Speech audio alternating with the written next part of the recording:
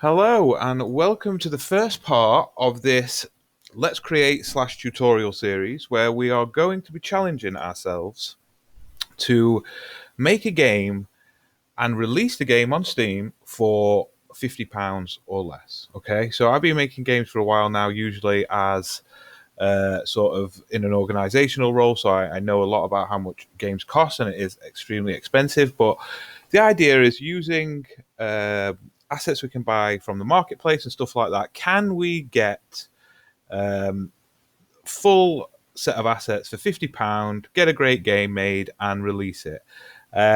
So in this first video, what I'm going to go over is what I've already bought and the idea for the game so far. Okay, so I've got this Trello list, and on here I've broke down what I've spent. So I've bought a low poly dungeon set.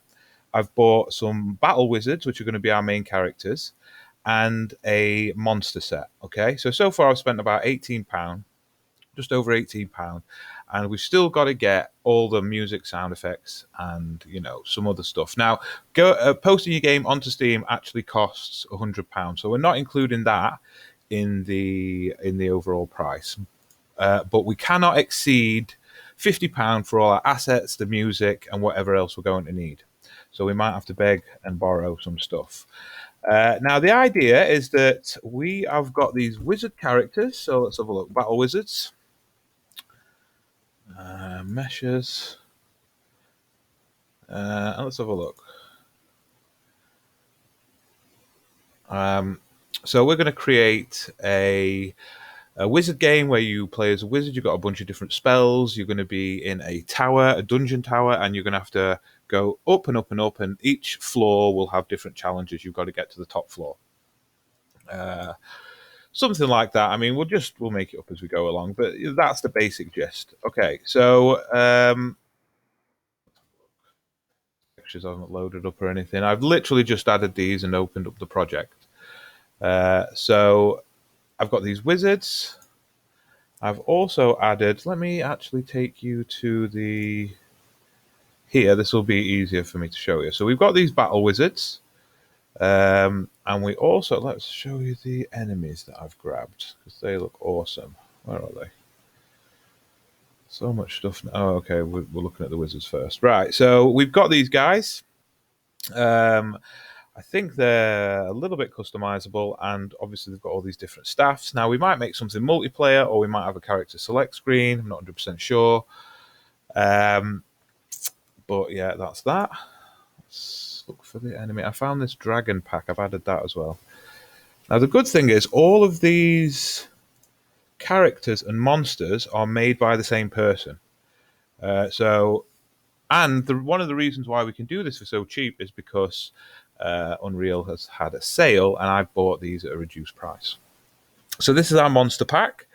We've got a beholder, we've got like a flying gargoyle, this cool wolf dude, a knight, a rat, which I think is going to be our base enemy, and some other stuff. We've also got this mimic here that I like, and a ghost. So we've got and a lizard. So we've got a bunch of stuff. We've also got some dragons that this guy's made, but I'll show you those later. Now, the first thing we're going to do today is we're going to get our character set up. All right. So let's just make a start. So let's go and create a new folder and call it player. Now, we don't have to do any importing and exporting because it's already been done. I've already imported everything. So in the player folder, I'm going to create a blueprint folder. Inside the blueprint folder, I'm going to create a blueprint class and a character. And I'm going to call this player underscore BP. I'm going to open him up. And I'm going to see what we got. So I want to close that. I don't want that open just now. And here under the mesh, I'm going to find one of the wizards. So wizard here. All right, blue wizard. Now, while I'm just getting this set up, I'm not too concerned about going through. I will go and pick another, if we want the green wizard or whatever. But for now, this guy's cool. Okay. And then what we want to do is we want to open up this guy as well because we want to take some of his code.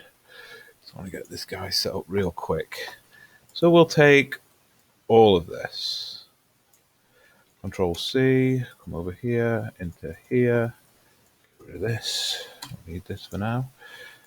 V, look at that, we've got his movement code already set up. And then just to make sure that he possesses when we put him in the game, let's make him 0. So the structure of this is going to be hopefully, slightly tutorial, because you will be learning some stuff if you follow along, but it is just going to be more development and me talking through as I go. But if there's anything interesting that you want me to break down in more detail, just let me know. Okay, so compile and get rid of that guy. We don't need him. What? Oh, right, yeah, of course. So open him up, and we are still referencing some of this stuff, I think. No?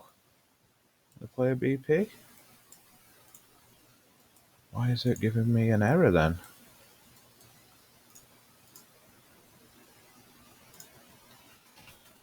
But I don't want you anymore. At that time with no problems. Okay, so we're not making a first-person game, but we could. That looks pretty cool. We've made a big error. We have not added a camera. So click on the mesh and let's add a spring arm first. And then with that selected, we will add the camera. Go into the viewport, click on the camera. Click on the spring arm actually. Oh, there we go. And rotate that 90 degrees, bring it up so it's around about there. Compile. Let's have a look. Okay, we're a little bit too close to him, so we want to definitely bring that camera back a little bit. So instead of, you might just want to drag the camera back, and of course you can do that, but this is why we have the spring arm. We can just set the spring arm's length to be 600, let's say. Bring it up slightly and hit compile. Yeah, that's better. Okay, but now we need the camera to be able to move around him. So if I remember this rightly, we want to go use controller rotation pitch. No, I think we want to untick that one. So I don't think we want to use controller rotation yaw. And then in the spring arm, we want to use pawn control rotation and hit compile. I believe that's how we... Yeah, okay, so now we've got our free camera set up.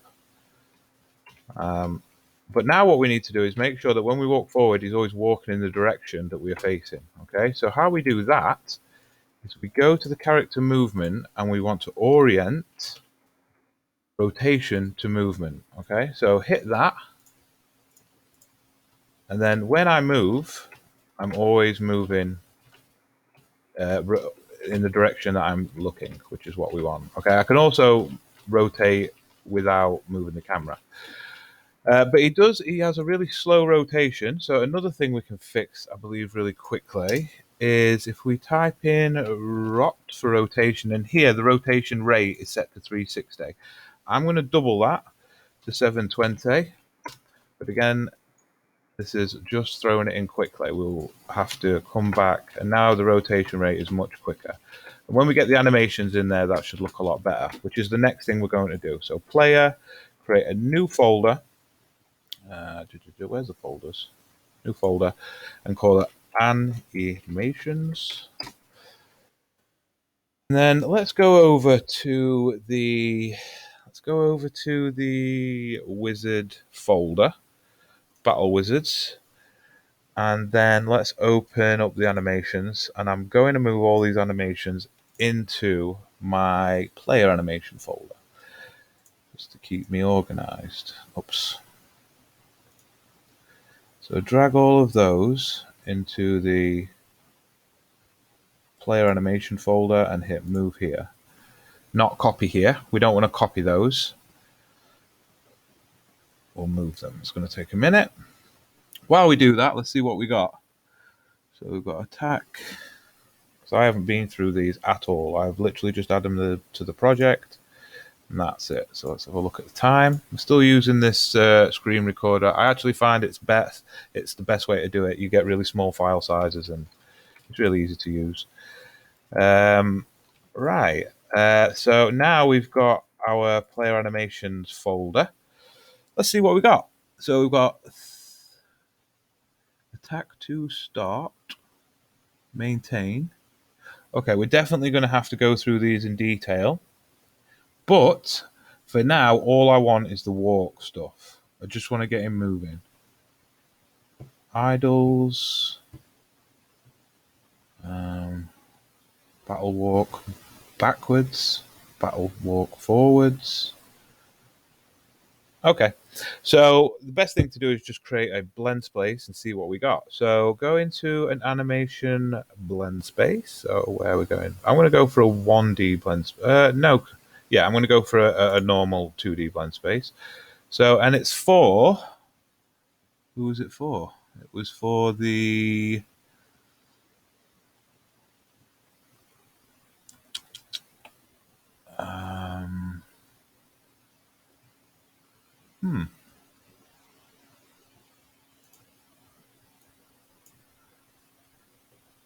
got two.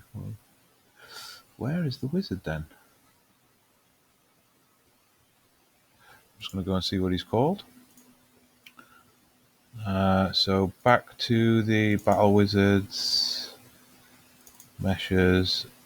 Oh, it's called a UE4. It's attach it to that. So I'm going to call that. I'm going to rename that to wizard. And so SK. Yeah.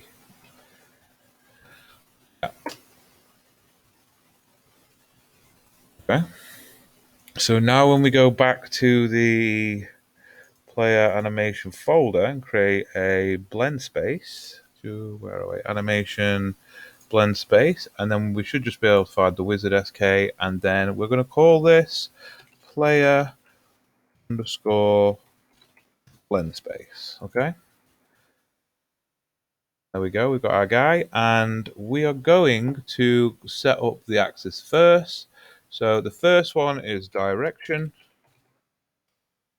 and we want minus 180 and 180. The reason I'm doing a 2D blend space is because later on we'll probably have some kind of lock on, and he'll need to be able to walk back and sideways. We'll have to see what animations we do have, but look, we definitely had a backwards and forwards, so we'll be able to do something.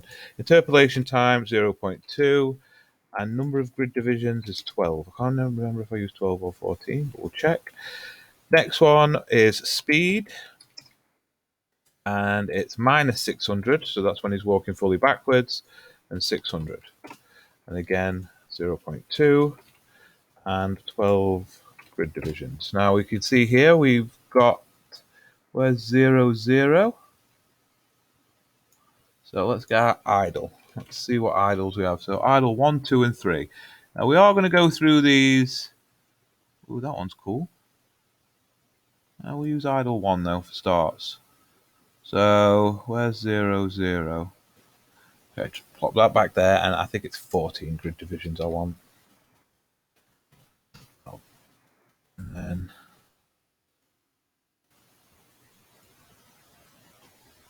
there we go, 0, 0. So there he is. He'll have his wand in his hand, I guess. And then we want a walk. So we do have all of them. So we have walk forward. So we'll place that up there. Walk left. Place that at the left. Walk right. Place at the right.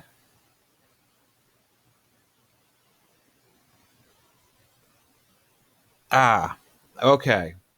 Right, I see how this is set up. Right, so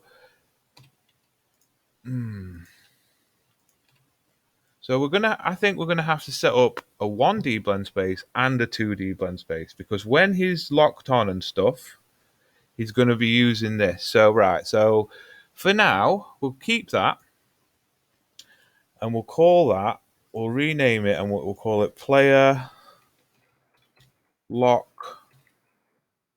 on blend space. All right, and we'll come back and set that up later. At least that's ready for us, and we'll create a 1D blend space for the wizard. and we'll call this player walk underscore BS, because all this is going to be dealing with is his walking forward. So we only need the horizontal, and that's speed, 0 to 600, and interpolation 0.2. Walk forward can be here, and then we want the idle. So by the time we meet half speed, we will be fully walking. Okay, hit save, and then we're just going to quickly create a animation blueprint for the wizard. Okay, and we're going to call this player underscore anim underscore BP. Open this boy up, and then we want a add new state machine into there. I'm going to call this locomotion. Or not. Locomotion. All right, and then open that up, and then drag out, and we want to add a state, and we want it to be idle / walk. Open that up, and then place in our walk blend space.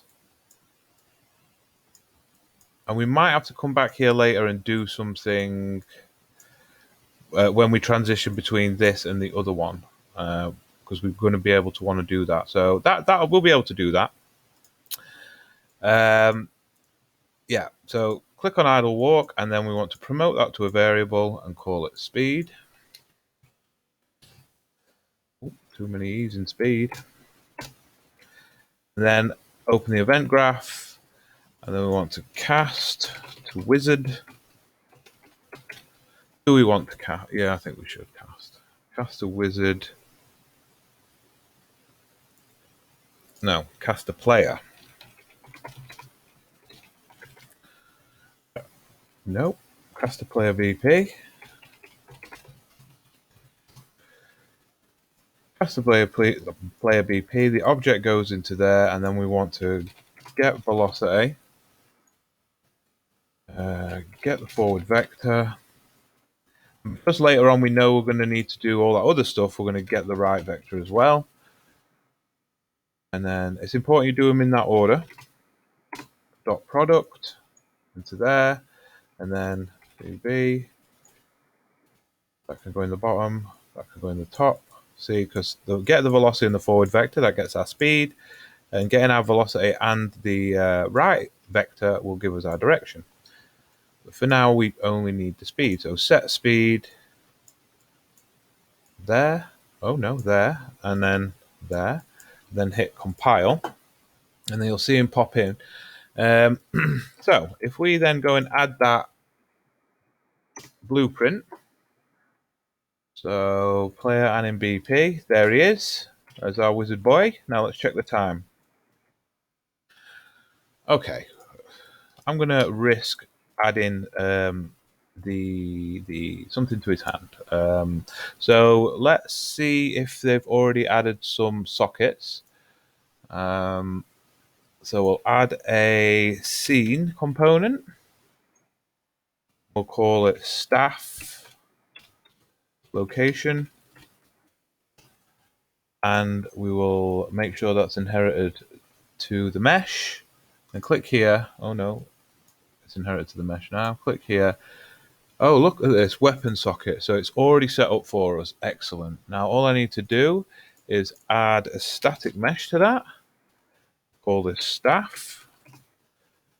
And we've got loads of stuff here that came in with the, I don't know. It'll be easier to go to the content, the battle wizards, and then the meshes, and then the magic staffs. And then let's give him this blue one for now. So with that selected, just go back to where you were, and then you should just be able to click on that, and that will add the mesh. All right, cool. So we hit compile, And then we have a dude who moves around, but he doesn't do anything else. But that's good for the first sort of setup. I think he's moving a little bit too fast. Might want to make him move a little slower. But yeah, good start. We'll probably start setting up some basic attacks in the next one. I'll see you then.